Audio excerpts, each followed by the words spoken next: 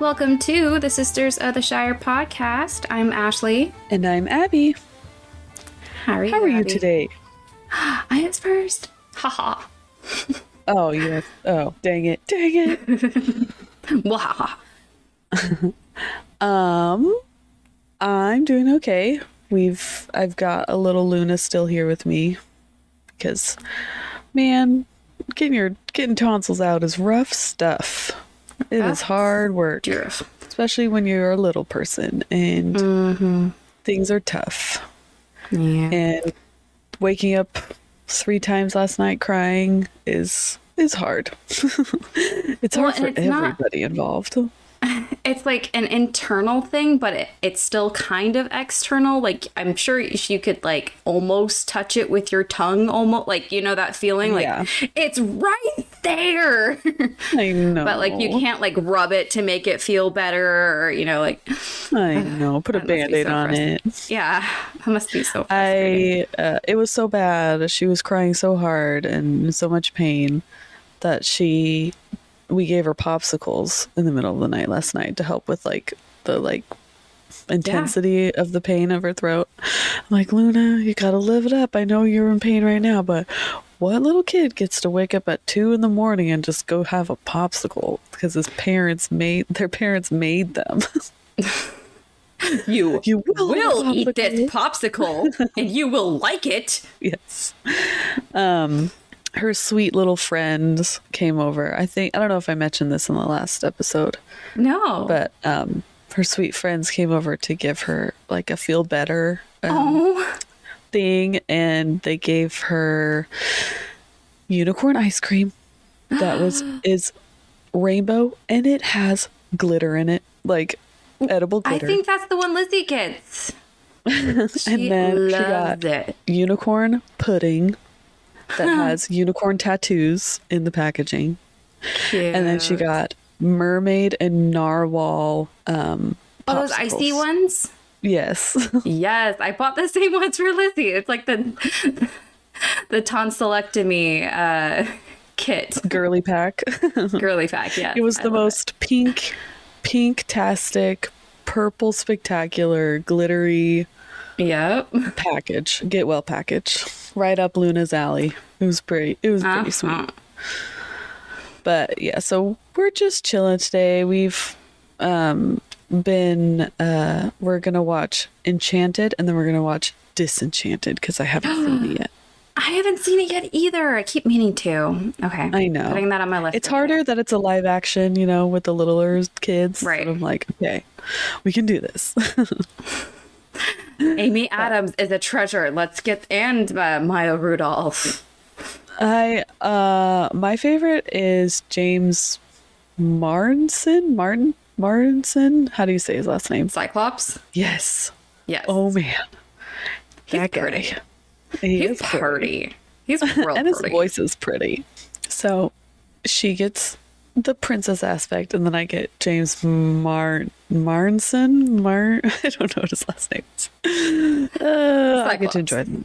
Yeah. For us nerds. How was your week? I was crafting like crazy. I agreed to make some shirts for my local elementary school. Like a friend of a friend asked me. I'm like, sure, no problem. And I thought it was going to be like maybe 20. It ended up being like over 50. And I about died. That was on me though. I didn't. I finished by Monday. That was the goal. They wanted to have them when they came back from winter break, and so I think my latest I stayed up was 4 one of the nights. Oof. Yeah. Oof. Yeah. Can't be doing that. Think of the children. It's the only time. It's that mom curse. Like, if I stay up late, I get time to myself. But then if I'm up late, I get less sleep. I know. And then you're a grump the next day. Yeah. It's a vicious cycle. It is a vicious The only cycle. exciting thing I get to do after my kids go to bed is fold laundry without it getting destroyed. The piles getting destroyed. So Oh, yeah. Crazy. I'm living the crazy life. Woo! Wild. Woo! Look at us living it up. Woohoo! Woohoo. Party. Yeah. Crazy. Well, Anyway, I was actually up last night finishing this outline because, girl, we are finishing Beren and Luthien today. It is Okay, I was happening. going to say, you texted me and said, we're finishing it today, and it might be a little bit longer of an episode, but we can power through it. We can do this. We can make it, Yes. like, we can do it. Yes. Okay. So, what do you remember from last week? I remember that they finally got to be, like, together, and they had their, like... I don't want to call it like a honeymoon period, but they kind of had this like they weren't bothered by anyone Yeah. time. Honeymoon They period. were I like like it. Yeah. in the woods together. Yeah. And then Pleasant courtship. yes. And then all the birds, he trained all the birds to sing like with her. All his bird friends. Oh, remember that he has bird friends. That's actually going to come up today. Yes. And then the two elf brothers, is it Curafin and Kelagorm. It's such a... Kelagorm? Yeah. The two frat Awkward name. bros. That's what I'm thinking of. That's what, Yeah. like, what is it? Trust fund babies. Those two got mad at them for some reason. I don't know exactly why. I think it was because like they wanted Luthien back or something. So not only do they want Luthien, but also Beren is threatening their Silmarils. Oh yeah, He that's had announced his quest a long time ago, and they're like, he's not getting my Silmarils. And then Huan, the best boy, the best boy, Best boy. who deserves all the tummy rubs and all the snacks, went back to those two elf brothers because I guess they he's kind of, we'll just say he's contracted legally to be with them. Sure. He doesn't want to be, but he goes back with them. But he's there when the two elf brothers attack Beren and Luthien, and then he's like, no, not on my watch. And he goes and he jumps in the air and catches an arrow, right? Or something like that, because he's amazing. And then they try to shoot Beren too. So right? they're actually just shooting at Luthien. Yeah, but then So Krelgorm and Curafin attack Beren with their horses, but then Huan helps them fight them off. And then they try to run them down with their horses. Right.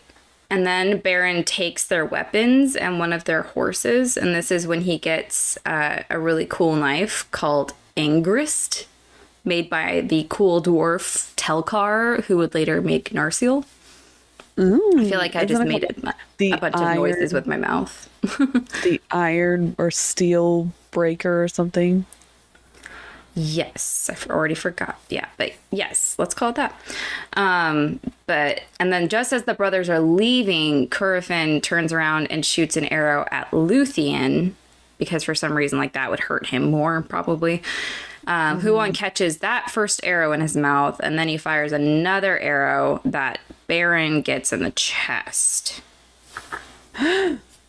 But then she heals him because she's basically Rapunzel. Does she heal him with her magical hair? Possibly. It's neither confirmed nor denied. And then we have that great mental image because Beren took one of their horses, and the horse had just been used to do something mean, but it would also hurt the horse. And so I feel like the horse is offended. He's like, I cannot believe he would do that to the elf brother, and he's like, I'm gonna go with him, and then just like walks over with Beren, and then like turns his mane like, and then the other elf brother like goes onto the other horse, but then he has to like put his arms around the waist of the other brother, like trying to be all cool. He's like we'll get you next time, but he's like still hugging his brother. Yes.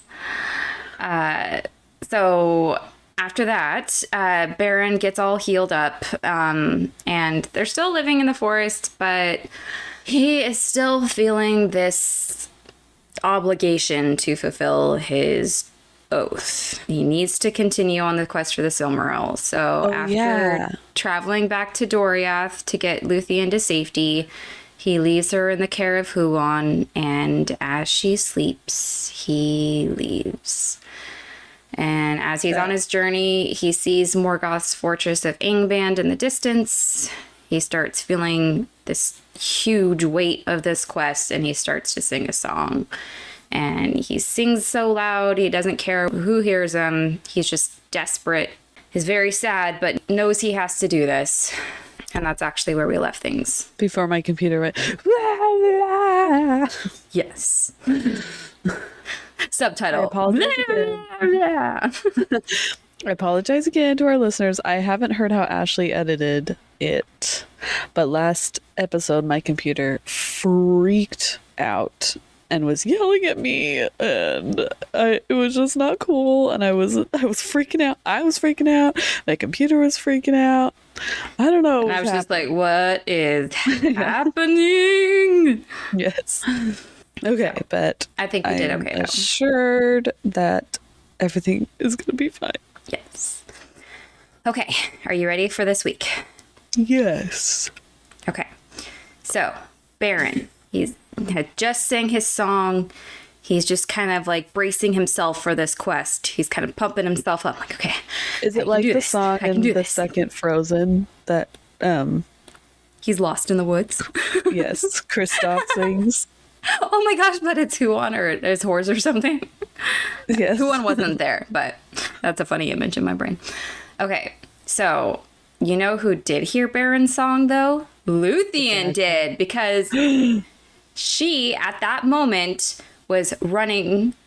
Well, Huon was running, riding on Huon, coming through the forest after Beren. And she even sings a song in answer, of course, because that's how they sing to each other all the time. So after Beren had left, while Luthien was sleeping, Huon was just like trying to, like, what should I do? Like, Beren left me in charge, but I know Luthien's not going to be happy just sitting on the sidelines.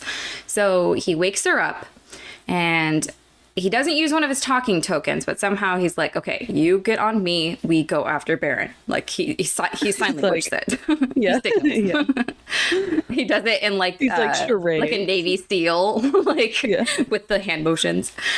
Yeah, she's like, 3 words. Like, okay, first word. But instead of going straight to Beren, they actually take a slight detour. They make a quick stop at the former Isle of Werewolves. And there, the story is going to take a weird turn here. Huon takes the skin of the mighty werewolf Drogluin that he had killed, and he wears it as a disguise. So he's a dog in wolf's clothing. Yes. And then it does not explain this very well at all. But somehow there was a special vampire bat named Thuringwethel. That's very awkward to say. Who also happened to be there, and Luthien took her skin. So this, what? Yeah, this Thuringwethel, she was the messenger of Sauron, and as wont to fly in vampire's form to Angband. And her great-fingered wings were barbed at each joint's end with an iron claw. So again, I don't know how Tolkien just sneaks in these crazy things with little to no explanation. Like, oh, by the way, there's werewolves. Oh, by the way, there's vampires. And she does not get very much explanation. All I could really find was that this creature was one of the Maiar that Melkor had brought to his side in the very beginning. Okay. And she might be associated with vampires, but apparently it's never flat out said she is a vampire. She only took on the form of a vampire when she would carry messages from Melkor's fortress of Angband to Sauron's Isle of Werewolves. So it's kind of left up to the reader to determine if she is actually a vampire, as in like an undead monster sucking blood and such, or literally just like wings. Or she just has wings, or if she's literally just a vampire bat, because those are actually like real. Yeah. Yeah. So I mean, So it's kind of like Ungoliant, right. Like she just turned into this scary creature thing. Yeah. Like the Maiar, that's what she turned into. Man, he just takes all the like scary things, like things that are real life things that people have big phobias about, like spiders and bats. Mm-hmm. And she's like, or he's like, yes, all the Maiar are going to turn into these scary things because people are already afraid of them. It's very common to be afraid of these things. Yeah. So There's it some has cool no. art. I'm looking up some cool art. Yeah. Of Yeah. There's literally cool art out there. Some of it looks kind of funny because how else would you draw a pretty girl wearing a vampire bat skin, and how would you draw a dog with a werewolf skin on him? So she took. That's hard because She also changed her size somehow. Is not as big as a person, and Yeah. like. And also, elves. she could somehow fly. It's Luthien now, or the vampire? If she has the skin on, she can fly somehow. Oh, is it like Mario? Where she can just like Put on the cap.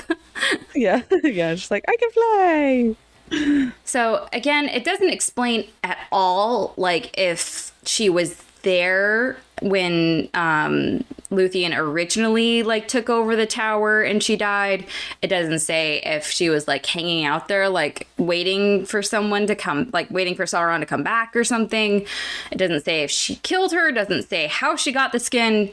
No explanation. Just she's got the skin. Well, hey, maybe it's like her hair cloak, where like it's something you can put on, and that's how that girl changes into a bat. Maybe, yeah. And then she could like take it off, and then maybe she like stole it. Yeah. And I like wore that it idea. that way.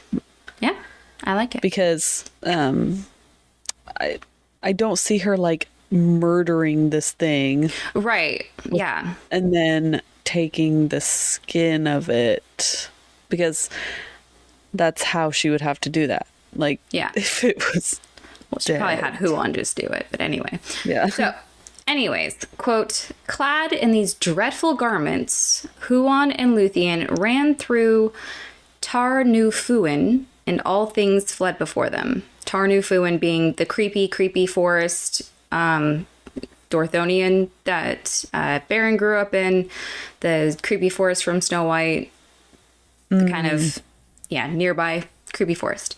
I think So- like Fangorn. Yeah. Fangorn. Yeah, that's a good way of putting it too. So that's what they were doing while Beren was riding ahead and singing his song. So now they... Costume change. Yeah. So Beren, about to head into Angband, hears an answer to his song. He thinks, oh, that sounds like Luthien. But what he sees coming at him does not look like Luthien. Oh my gosh! What the heck is that? He's just screaming and he's like running the other way. She's like, wait, hold on. So Luthien and Huon, they get close enough, I guess, and then they take off their disguises. And at first, Beren is quiet. You know, he's kind of happy to see her, of course. Apparently he doesn't ask any questions. I'm like, what is that? Like, oh, you're here now. Look, you changed your look. That's okay. So he's happy to see her, but of course he's like, what are you doing here? You know, I told you you needed to stay. You know, you can't come with me. It's too dangerous. And he says, quote, "Thrice now I curse my oath to Thingol, and I would that he had slain me, rather than I should bring you under the shadow of Morgoth."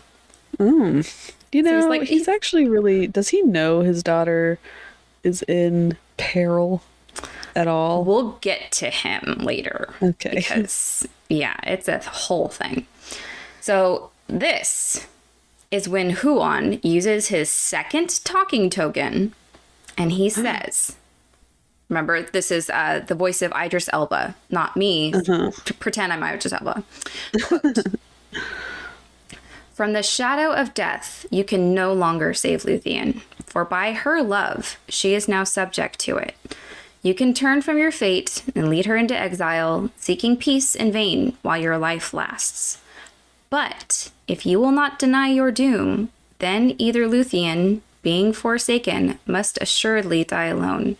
For she must with you challenge the fate that lies before you, hopeless, yet not certain. Further counsel I cannot give you, nor may I go further on your road, but my heart forebodes that what you find at the gate I shall myself see. All else is dark to me, yet it may be that our 3 paths lead back to Doriath, and we may meet before the end." So basically, like, you could try living... Yeah, cryptic.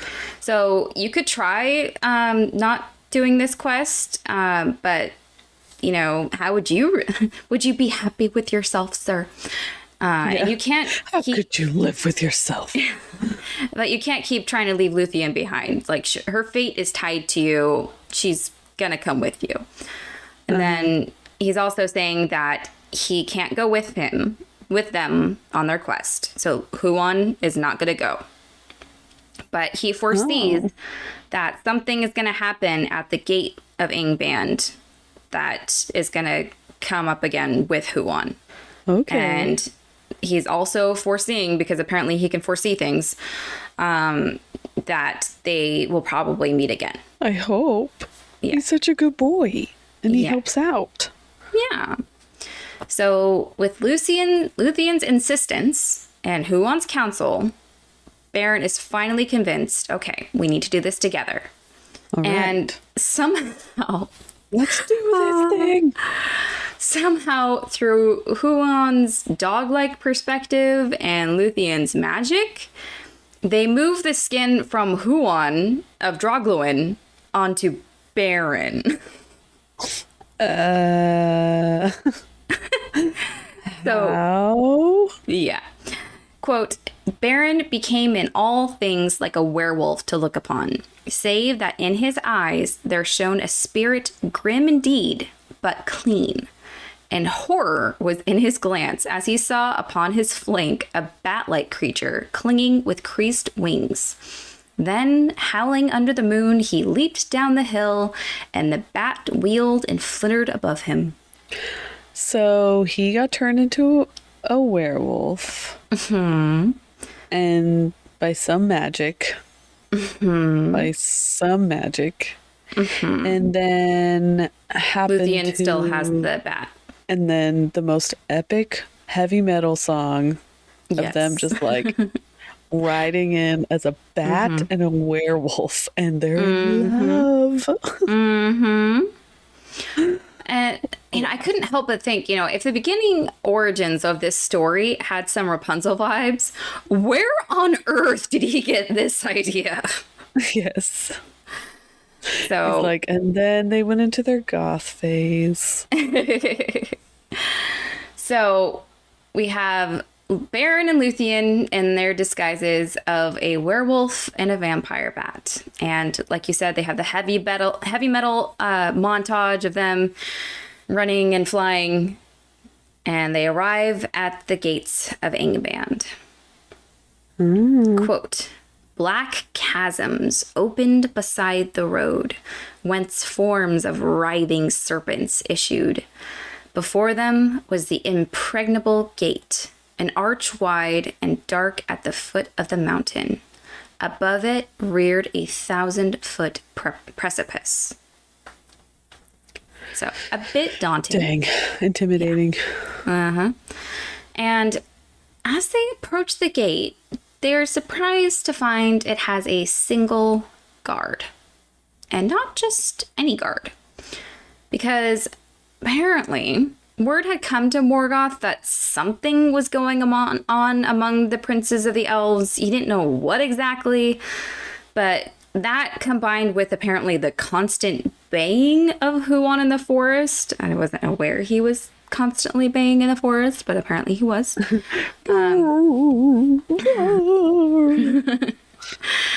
It made him think, Huon elves. Okay, so Huon's got something to do with it. Keyword Huon here. And so, quote, then Morgoth recalled the doom of Huon. Remember the whole prophecy about him dying after he battles the greatest werewolf to ever walk the earth. And he chose one from among the whelps of the race of Drogluin, and he fed him with his own hand upon living flesh, and put his power upon him. Swiftly the wolf grew. He lay huge and hungry before the feet of Morgoth. There the fire and anguish of hell entered into him, and he became filled with a devouring spirit, tormented, terrible, and strong. Oh no. Oh gosh. Meet. So Go ahead. This was happening like before they arrived. He bred this dog werewolf thing to be huge in that span of time after the I think other one died? While all this drama was going on before they arrive, like in the weeks of the princes, the brothers Curthin and Cullagorm having their drama. That's probably the princes he was talking about. And the constant things with Huon at the Isle of Werewolves. That might be the baying he was talking about. So while all that was going on, he's making protein shakes. Yeah. Getting that boy roided up. Yes. For a battle. So this is when we what's meet his name? Karkaroth, the Red Maw, or Enfoglir, the Jaws of Thirst. Ooh, okay. Yes. He sounds sweet. He sounds like a nice boy. And this is the guard that Morgoth had set in case Huon should come.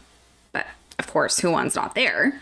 But, Huon's like, I'm gonna skip that one. Yeah. So, now Karkaroth could see Beren and Luthien coming from afar.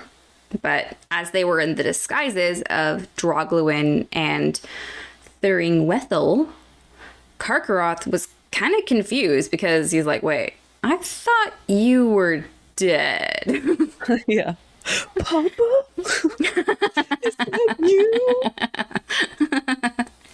So as they approach, he doesn't let them just pass by. And he just starts sniffing about them and sensing that something's not quite right about these guys.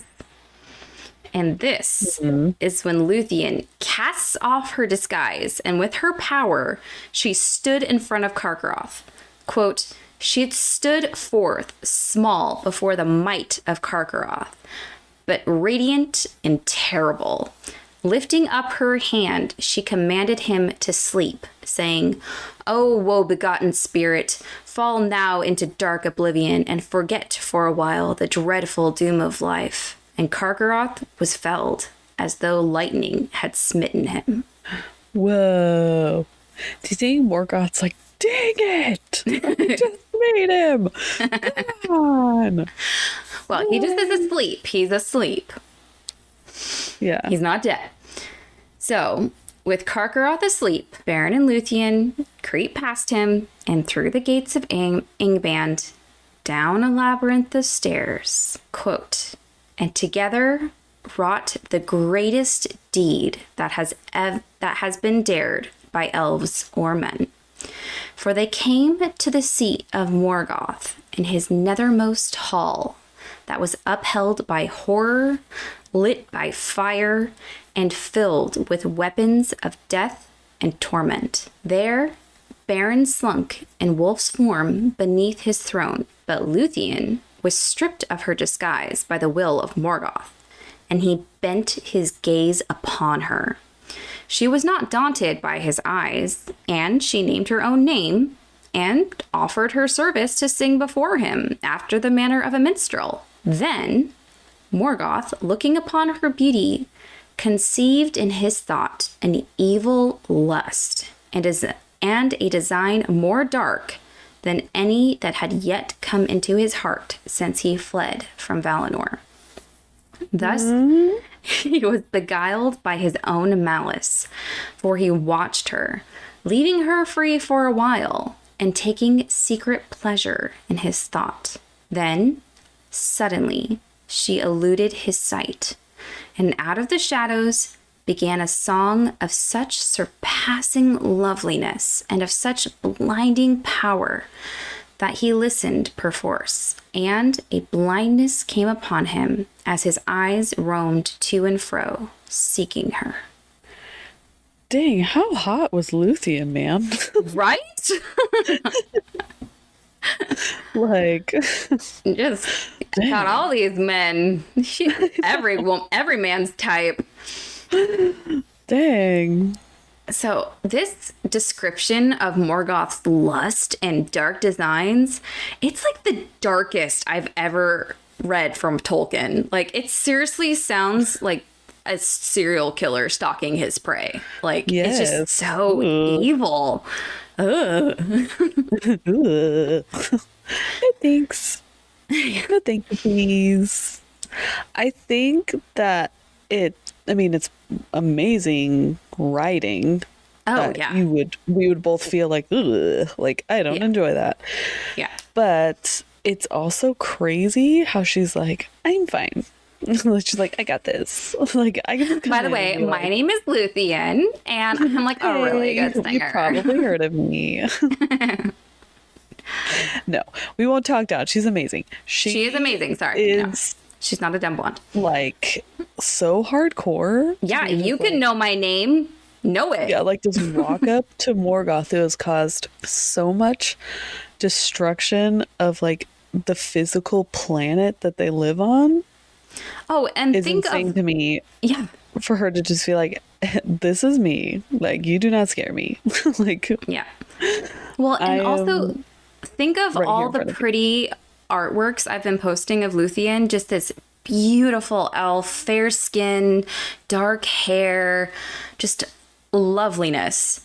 And then remember all the artwork I posted of Morgoth when he's fighting Fingolfin. Just this giant, black, dark, yeah, terrifying force. And he's just sitting on this throne with like flames shooting off the sides and like these crazy things. You know, it's just, ugh.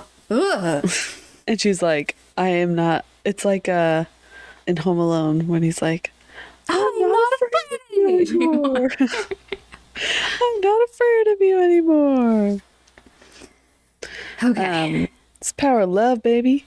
Oh, she's like, I have my man right next to me, and this is what we need to do to live happily ever after, and I'm gonna do it. Yes. But also, like, what do you think Beren's plan was gonna be if Luthien wasn't there? Like, yeah, he would have been dead like 20 pages ago. Yeah. Men are so fragile. Yes. Okay. With their bones and their mortality. Yeah. So, as Luthien is singing, everything in Morgoth's court, it doesn't say what exactly was in this room, But, one would guess some other wolves, maybe some orcs, maybe even a Balrog or two, falls into a deep sleep. The fires even start to fade and go out. And as the room gets darker and darker, the light and radiance of the Silmarils on Morgoth's crown just get brighter and brighter. Quote, exciting. And the burden of that crown and of the jewels bowed down his head as though the world were set upon it, laden with a weight of care, of fear, and a desire that even the will of Morgoth could not support. Then Luthien, catching up her winged robe, sprang into the air, and her voice came dropping down like rain into pools, profound and dark.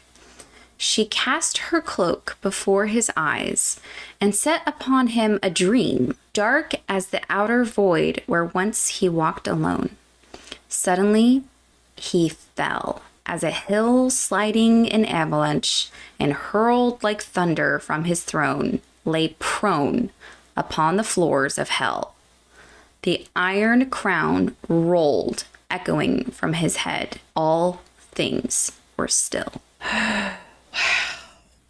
Is it like the scene?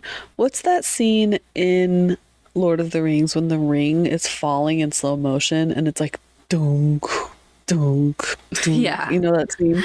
Yeah. That's what I can think of. It abandoned Gollum. Yeah. Yeah. So it's like dunk. Yeah. Like I can totally see that's what his crown is doing. That's so he got put under the sleepy spell. And everything else in his like kingdom. Yes. Luthien had just lulled arguably the mightiest of the Valar, the bad guy of all bad guys, to sleep with a song and with a magic hair cloak. I mean, do you think her singing is like reminiscent of the singing that they did when like their world was being made? Maybe. And that's a really good point. Yeah. What like he's maybe was caught off guard of like, oh, like this is what I'm used to, or you know what I mean? Yeah. Like Yeah. maybe it was like that. Yeah, Maybe it was I that like magical. I like it. So this magic singing had affected everyone in the room, even Beren. He was still in the disguise of Draugluin, and he was just laying on the ground until Luthien came to wake him up. Then he cast away his disguise, took his super cool knife, Angrist. Remember the knife that he took from Curufin that was made by the really cool dwarf Telkar, who would later make Narsil, that was super, super sharp. And with that knife, he cut a Silmaril away from the iron crown of Morgoth. Wow. And he didn't murder Morgoth? You would think so. Yeah. Now, remember that when Fëanor made the Silmarils, Varda had hallowed them. And basically, anyone that touched them that was evil, it would burn them. So here Beren is about to take the Silmaril. He had birds in his hands. Right? Yeah. That's why, it was so hard for Morgoth to hold it. And that's why he put it in his crown so he didn't have to touch it. So Beren is about to touch the Silmaril and, quote, the radiance welled through his living flesh and his hand became a shining lamp. But the jewel suffered his touch and hurt him not. So Beren is worthy. He can hold the Silmaril. Amazing. And this is when Beren starts thinking, for once, maybe I should just take all three of the Silmarils while I have the chance. Yes. Please be smart enough. Please be smart enough. But such was not the doom of the Silmarils. It doesn't say when this happened, but the knife Angrist had snapped, and a shard of the blade, flying, smote the cheek of Morgoth. He groaned and stirred, and all the host of Angband moved in sleep. Kind think just one Silmaril will do. Don't you, Beren? Okay, let's Yeah, go. it's pretty good. It's pretty good, right? Yeah. That's all he wanted. So terrified, Beren and Luthien just book it. Forgetting their disguise, they manage to make it through the throne room, up the labyrinth of stairs, all the way back to the gate without any pursuit. You know, the Morgoth and all the other things are still sleeping, but they're kind of waking up. Yeah, they're like, go, But- go, come on. As they get to the gate, it was closed. No. Karkaroth had woken up and he was angry, and he had blocked their path. He saw them coming before they could see him, and he took them by surprise and sprang at them. Luthien, Oh, gosh. her power and strength all but spent. I mean, she did all the hard work. But Beren, who, let's face it, got to have a power nap, leapt in front of her. And with the Silmaril in his hand, he held it out in front of Karkaroth.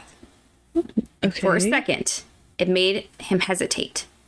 Beren then yelled at him, "Get you gone and fly, for here is a fire that shall consume you and all evil things." Yes, yes. Quote, "But Karkaroth looked upon that holy jewel and was not daunted, and the devouring spirit within him awoke to sudden fire. And gaping, he took suddenly the hand within his jaws, and he bit it off at the wrist." Oh, no. Beren has officially joined the One Hand Club, whose president is Maedhros. They give There will be other members joining later, but Beren is now no. the second member. Yes. But if you think the Silmaril would burn an evil person's hand when holding it, what do you think it would do to an evil wolf thing after being swallowed? Does it light up? What's that movie where they like ingest something like that and they like light up from the inside? What movie is that? Oh, what is that?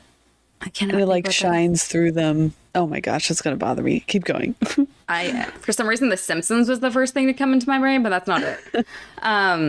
Like when they ingest the like radiation stuff. But it burned his insides to the point that he was in such pain and anguish that he fled from Beren and from Angband. It drove him to madness, such that he killed anything and everything in his path. Quote, "He burst from the north with ruin upon the world. Of all the terrors that came ever into Beleriand ere Angband's fall, the madness of Karkaroth was the most dreadful, for the power of the Silmaril was hidden within him." Do you think he was like? Was it like energizing crazy. him? Like a I think battery? it's like. Yeah, I think it's like he chugged like an energy drink and then Yes. like. But then it also was laced Painful. with something that like made him insane Yes. and in pain. Yes. So, I mean, that would be terrifying. First, that not that he is a giant werewolf, but if he's like out of his mind, that's like that's the scary part. Right. Okay, so I'm going to take a quick side note here and say this does remind me of a story of like from Greek mythology. I think it's one of Hercules' labors where he has to kill or stop is it the Minotaur or a bull of some kind from ravaging Greece or somewhere. I think it's a bull. I don't remember what it was though. It's a bull, yeah. So it does just kind of remind me of that. Maybe that's where he got this idea. So while all that's happening, Karkaroth goes off and, oh my gosh, I figured out what it reminded me of. What? It's Zelda, Majora's Mask, the bull in the mountain, the snowy mountain. Oh, When you finally kill it, it kind of like goes crazy for a while and then it just like runs into a wall and dies somehow. It just reminded me of that. That's actually kind of what it makes me like what I think it might look like too, actually. in my brain. So Anyways, it's freaking out. It's destroying freaking out. things. Yes. Is it destroying where people live? Yes. Okay. Not yet. As far as we know, it just runs off, going like probably just taking down trees and stepping on orcs or something. I don't know. But amazing. Meanwhile, Beren, whose hand he had just bit off, is laying on the ground by the gate, dying. So not only was his hand just bitten off, which is, pretty bad, but Karkaroth's teeth were, of course, venomous. I mean, of course. Of course. And so somehow Luthien, with just the last bit of strength left to her, because, she did everything. She's pretty tired. She sucks out the venom and used what power she has to heal his wound. Again. This guy keeps getting hurt. Man. Come on. I can't do this all day. But remember that sleepy Morgoth and his... Remember that sleepy Morgoth and his gang? Well, guess what? They're awake now. Oh, gosh. Quote, thus the quest of the Silmaril was like to have ended in ruin and despair. But in that hour, above the wall of the valley, 3 mighty birds appeared, flying northward with wings swifter than the wind. Now, one would like to think that, the Valar are actually trying to help out, but no, it's the Valar don't care. It's 3 actually... birds, every little thing. It's gonna be all right. Yes. So apparently all of the little animal and bird friends that Beren had made in his life, Huon had actually found somehow and passed along a message like, hey, Beren might need help soon. Keep an eye out. Just, spread the word. Which this is the little, pass along network of animals and birds. Yes. And this message actually gets to our old buddy Thorondor, the king of the eagles. And this is his buddies coming down and saving Beren and Luthien. He come down and picks them up and fly off into the air. Amazing. Quote, below them, suddenly thunder rolled, lightnings leaped upward, and the mountains quaked. Fire and smoke belched forth from Thangorodrim, and flaming bolts were hurled far abroad, falling ruinous upon the lands. Daddy Morgoth's upset. Yes. And the people in nearby Hithlum, which is just kind of, I think that was Fingolfin's old area, they're just like, what is going on over there? Yeah. But luckily... Ruh-roh. Luckily, Thorondor, the eagle, had the sense to fly pretty high above the earth. Quote, seeking the high roads of heaven where the sun day-long shines unveiled and the moon walks amid the cloudless stars. Wow. In my brain, all I can see is a tiny little squirrel on the back of that eagle. And he's like, there he is! Go save him! No, it's Pip from Enchanted. Yeah. Charge! And all the little critters. So cute. That part sounds very C.S. Lewis. Yes.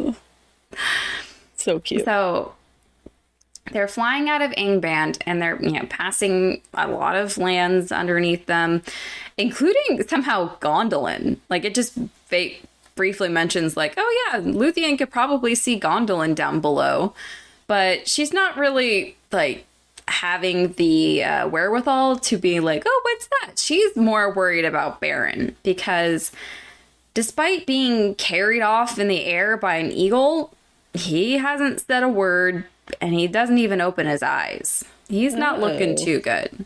Then she's like, finally, can I give you a hand? No, too soon. Too soon.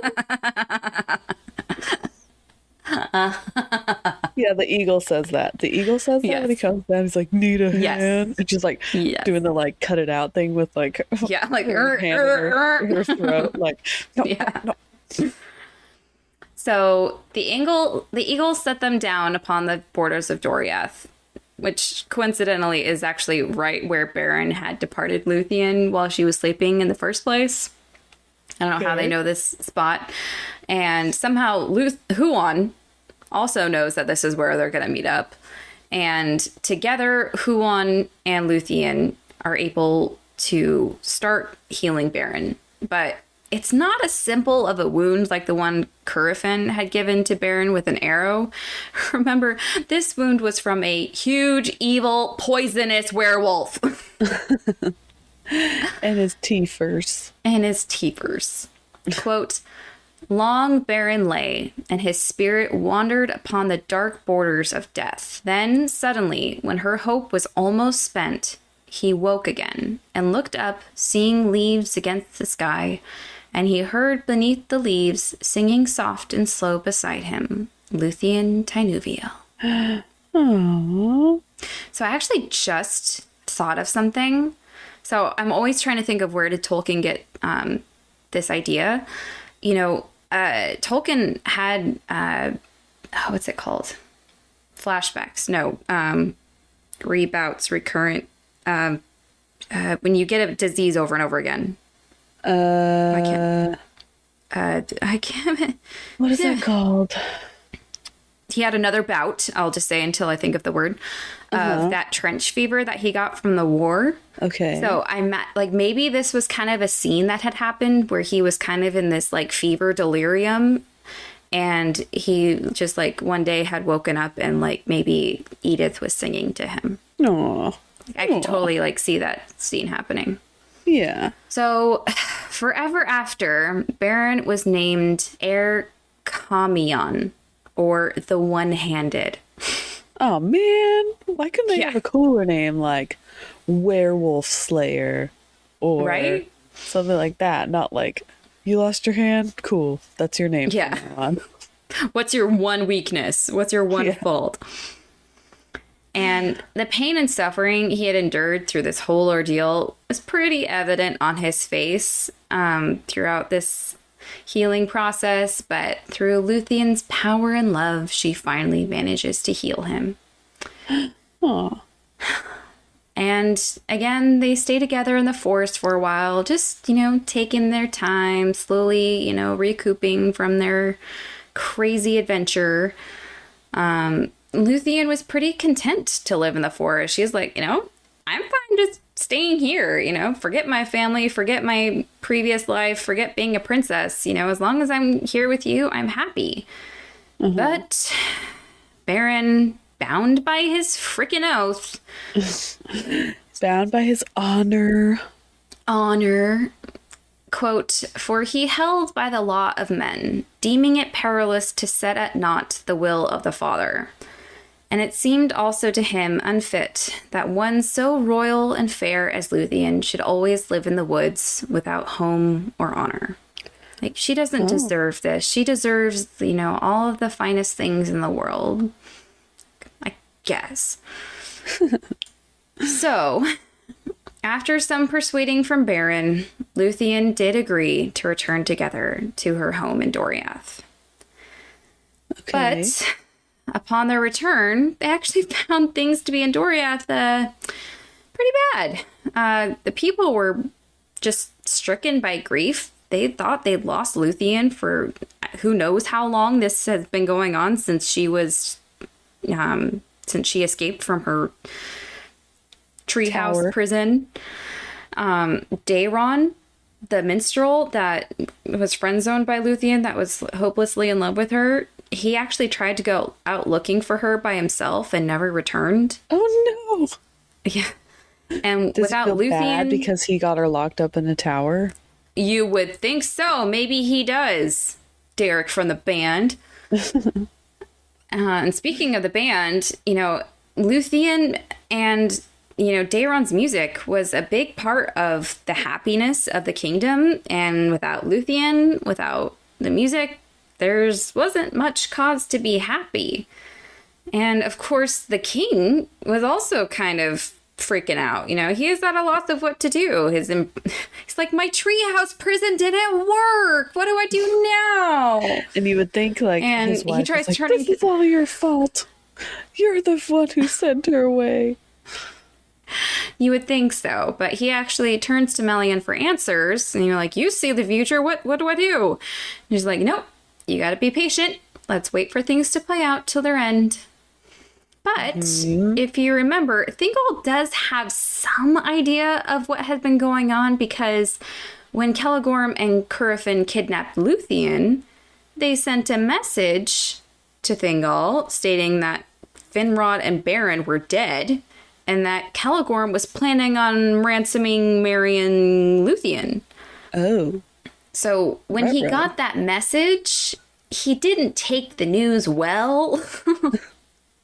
Understandably so. Yeah. So he actually sent out some spies to scout out Nargothrond in case he wanted to attack. Oh. And then these spies discover that Luthien had fled again, you know, when Luthien and Huon escape, and that Curufin and Celegorm had been kicked out of Nargothrond. So Thingol's like, wait, she's not in Nargothrond with these guys who said they had her, then where the heck is she? So Thingol sent word to Himring, which is Maedros' territory and where Celegorm and Curufin were headed, to find out what the heck is going on. And, you know, you're the last ones with her. Will you help me find her? But unfortunately, on their way to Himring, Thingol's messengers come across crazy Karkaroth's path of destruction. Oh no! Because he had made his way almost down to Doriath. And because he was consumed with the power of a Silmaril, Melian's magic girdle thing couldn't keep him out. So they were kind of in danger. Only one of Thingol's messengers, an elf named Mablung. It looks like Moblung. I might say Moblung. I'm sorry. It's Mablung. Apparently that's supposed to say Lung, but it's Moblung. I'm sorry. Gorgeous name. So this elf messenger that was on his way to talk to Maedros and the brothers, he manages to survive the encounter with Karkaroth to bring back the news, like, oh my gosh, this Karkaroth thing is crazy, and he's headed this way. Yeah. It's like, hey, there's like a 50-story tall giant dog out there. Anybody can take care of that? Or we almost died. We lost a few of our buddies back there. My brother died. Yeah. Any help would be great. So with all this going on, this is when Beren and Luthien arrive. Bad. Is this bad time? So Beren leads Luthien to Thingol's throne, and Thingol is kind of surprised. You know, he was told that Beren was dead thanks to Celegorm, and he isn't happy to see him. He was kind of hoping he was dead, because all these problems that Thingol's been dealing with, his daughter going AWOL, these, getting kidnapped and possibly ransomed and married, this Karkaroth thing now, it's all Beren's fault, right? Technically isn't wrong, but still not, yeah. It's for the name of love. Yeah. So Beren kneels before the throne and says, quote, I return according to my word. I am come now to claim my own. And Thingol says, quote, what of your quest and of your vow? And Beren says, quote, it is fulfilled. Even now, a Silmaril is in my hand. Quote. Thingol says, quote, where he like holds out his hand. He's like, guess which hand? He's like, holding it. Kind of. So Thingol says, quote, show it to me. And so Beren shows him his left hand. You know, he opens his fingers to show that his hand's empty. And then he shows his right arm. And somehow from this action, Beren names himself. So he's no longer the one-handed. He now has changed his name again to Beren Camlost, or the Empty-Handed. Dude, he's got to come up with some better nicknames. These are not great. And this act, probably seeing the, for lack of a better word, stump of what is left of his hand, or his arm, is finally what softens Thingol's heart towards Beren. So Beren and Luthien sit down on either side of Thingol and tell him and everyone else within hearing about their quest. And the dog is just ravaging outside. Yeah. People are like screaming and they're like, help us. No, like, what was that? Then. Yeah. So through this tale, Thingol realizes that Beren is no ordinary mortal, and that their love can withstand anything fate has to give them. So at last he yields, quote, and Beren took the hand of Luthien before the throne of her father. Marriage. Oh, they finally got married. Yeah.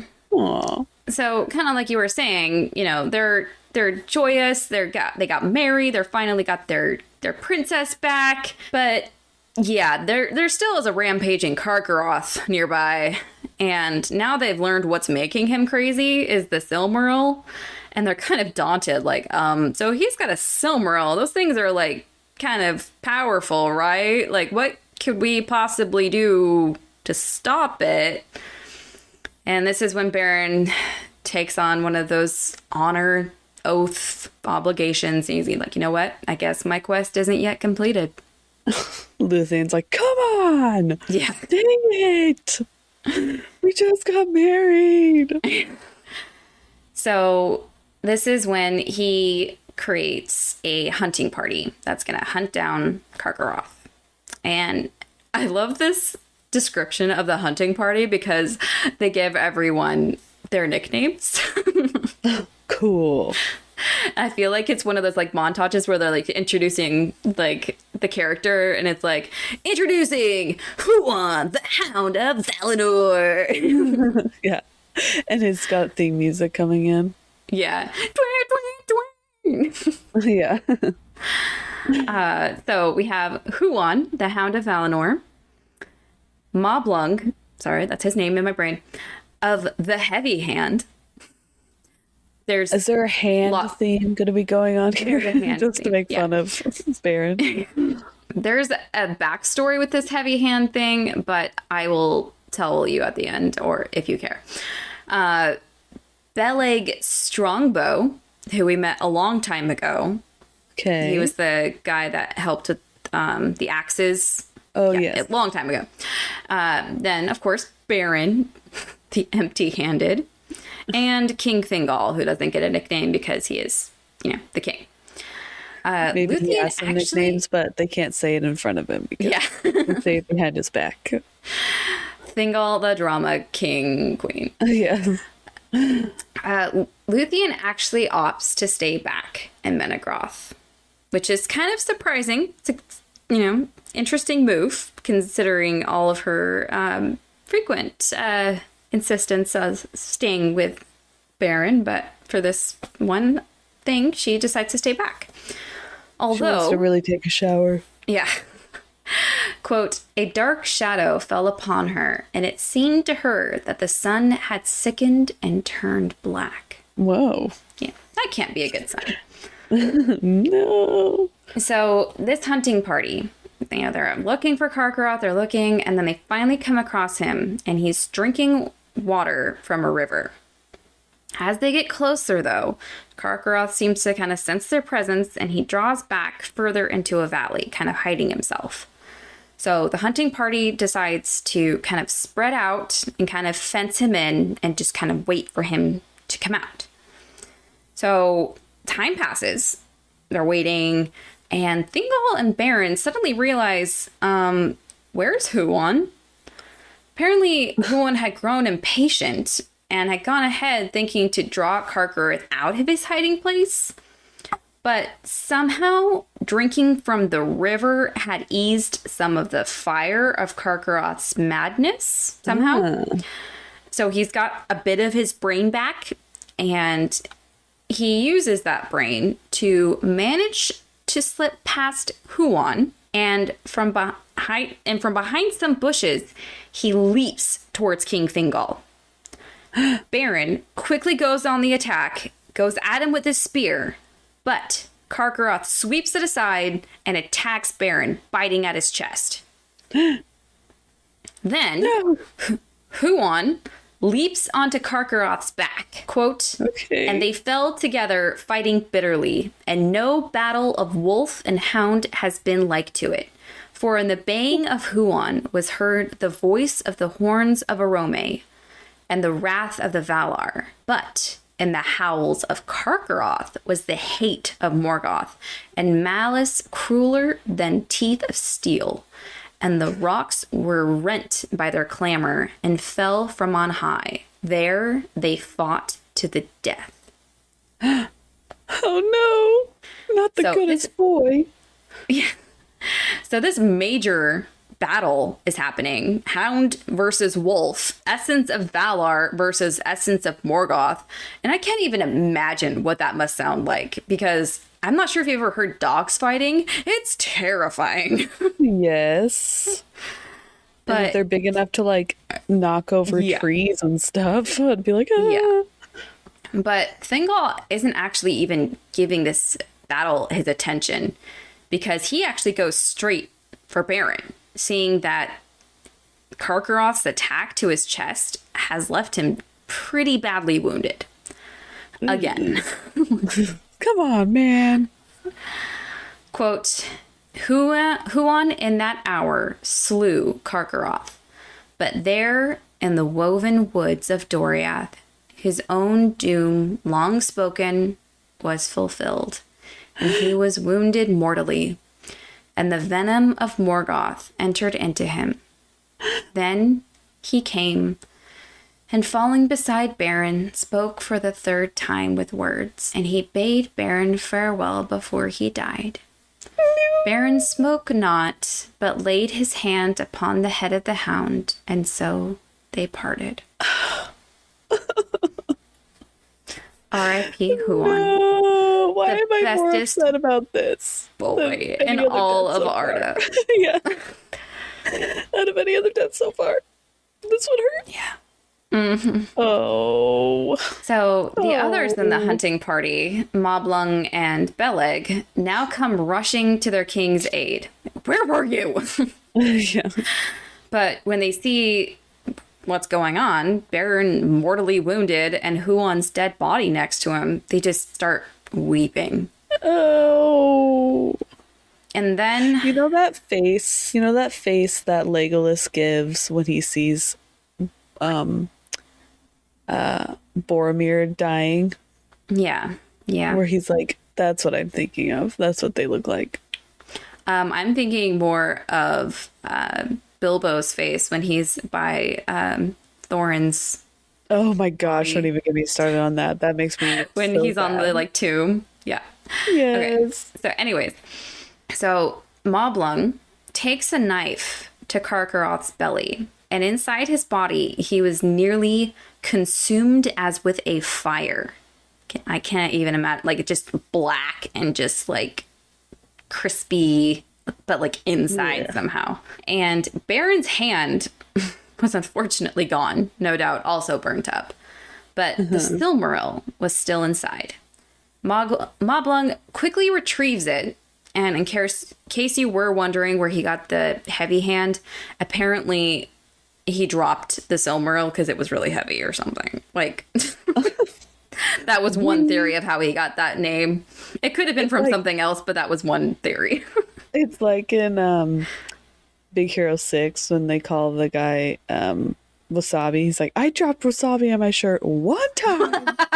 You guys need me. Yes. Yes. But what I think happened, he probably got that from something else, but in my imagining of this scene, Moblung is just like quickly like, I'm not touching this thing. This thing's like, look what it did to this wolf. He just like kind of grabs it really quick, hot potato, and puts it in Beren's hand. Yeah. And somehow just the touch of the Silmaril in his hand somewhat revives Beren. He's like, kind of maybe he's not healed or anything like that, but he's just got a bit more life in him.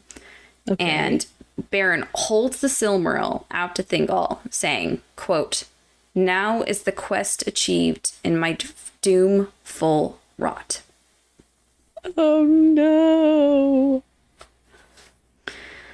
So the hunting party brings back Beren to Doriath on a frame of branches with Huon at his side. Okay, they better give that dog the best funeral. Luthien, eagerly awaiting their return, sees them and just runs to Beren. Quote, "Oh." There she set her arms about Beren and kissed him, bidding him await her beyond the western sea. And he looked upon her eyes ere the spirit left him. But the starlight was quenched, and darkness had fallen even upon Luthien Tynuviel. Thus ended the quest of the Silmaril. Oh, this is a heart-wrenching episode. Oh, but it's not over yet. So that's the story of the Silmaril.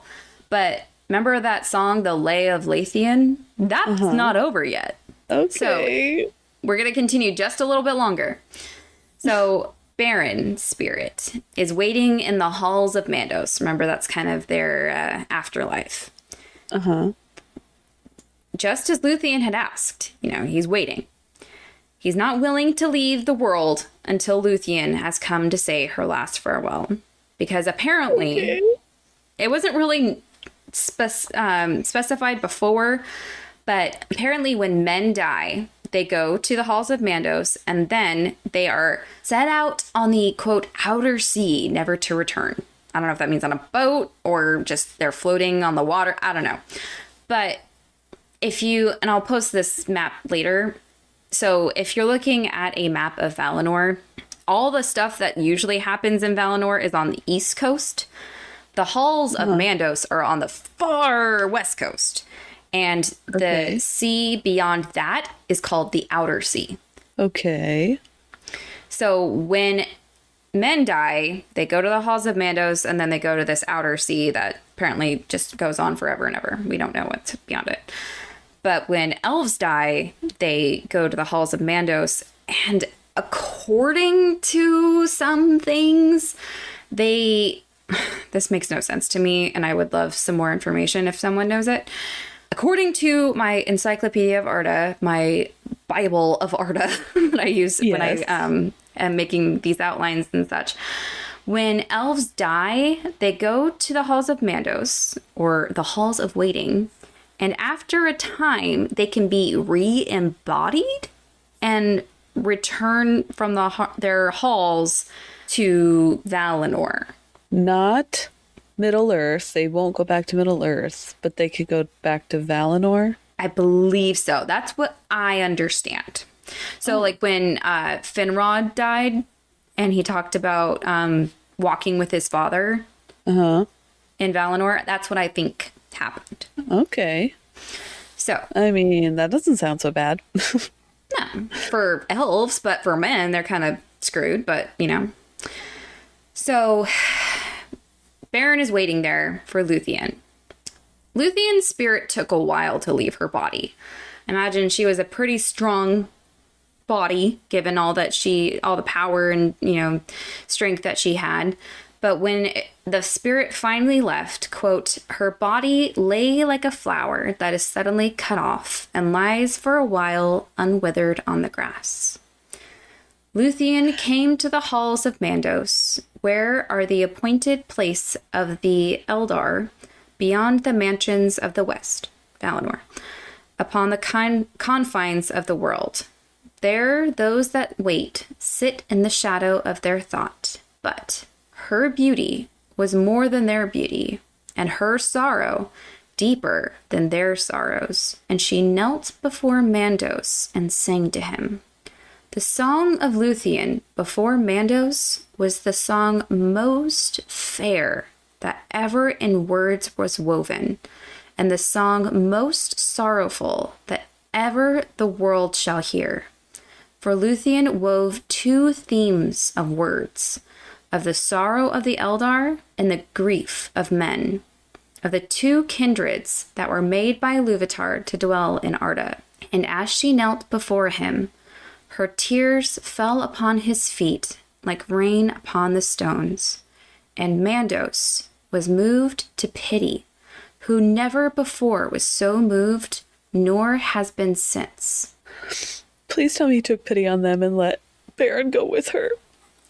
So, Mandos is going to do something here that he's never done before. He is going to take pity on them, but he doesn't quite know how to go about it. You know, he wants to help change their afterlives, but he doesn't know where to put them. Where do they go? So he decides to get some advice from Manwë. Manwë does his meditation thing with Ilúvatar. And then Manwë gives Luthien two choices. She can go to Valinor, where she would forget all the griefs her life had ever known and live there until the world's end among the Valar. However, Beren can't go with her. It is Ilúvatar's will that men are mortal, and therefore the Valar cannot, quote, withhold death from him, because death is Ilúvatar's gift to men. Uh-huh. The other choice... I know. The other choice is that she can return to Middle-earth with Beren, but there's no guarantee of life or joy that she would have had in Valinor.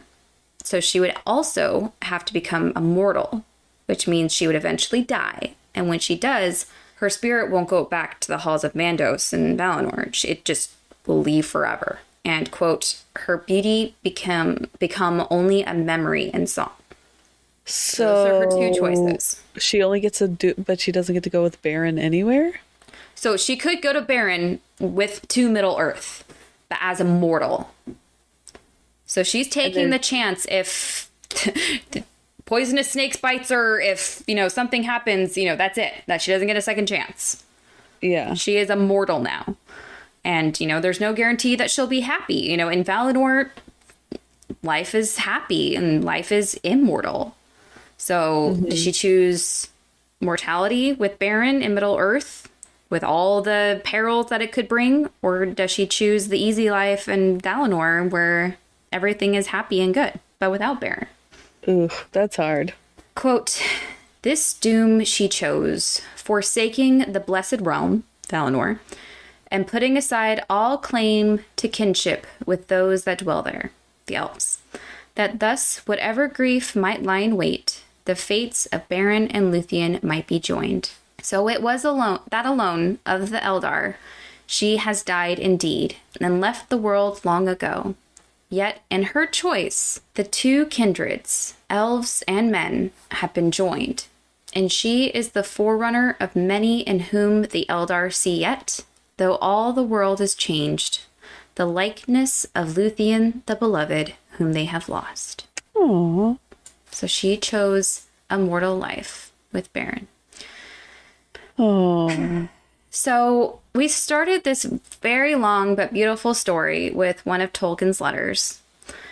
So I thought we would end with one as well. Okay.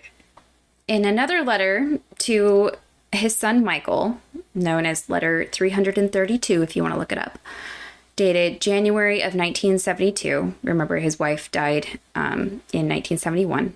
He wrote in regards to feeling healthy enough to move to a new house. He says, quote, I do not myself feel very secure on this point since my illness in October, but the feeling of insecurity is possibly, and I hope, due mainly to the maiming effect of the bereavement we have suffered. I do not feel quite real or whole, and in a sense, there is no one to talk to. Since I came of age and our 3-year separation was ended, the separation between him and Edith before they were married, we had shared all joys and griefs and all opinions, in agreement or otherwise, so that I still often find myself thinking, I must tell E. Edith, about this. And then suddenly I feel like a castaway left on a barren island under a heedless sky after the loss of a great ship. I remember trying to tell Marjorie, who is Tolkien's cousin, this feeling when I was not yet 13 after the death of my mother, and vainly waving a hand at the sky saying, "It is so empty and cold." And again, I remember after the death of Father Francis, my second father, saying to my friend C.S. Lewis, "I feel like a lost survivor into a new alien world after the real world has passed away." But of course, these griefs, however poignant, especially the first, came in youth with life and work still unfolding. In 1904, we, his brother and Tolkien, had the sudden miraculous experience of Father Francis's love and care and humor. And only 5 years later, I met the Luthien Tynuviel of my own personal romance, with her long dark hair, fair face, and starry eyes, and beautiful voice. And in 1934, she was still with me and her beautiful children. But now she has gone before Beren, leaving him indeed one-handed, but he has no power to move the inexorable Mandos. Yeah. So You really he's hit saying, me with the feels this one. I know. We should give Like a warning. A tissue warning for this episode. You should have. I'm sorry. So that is the end of the tale of Beren and Luthien. Oh, they didn't get to spend any time.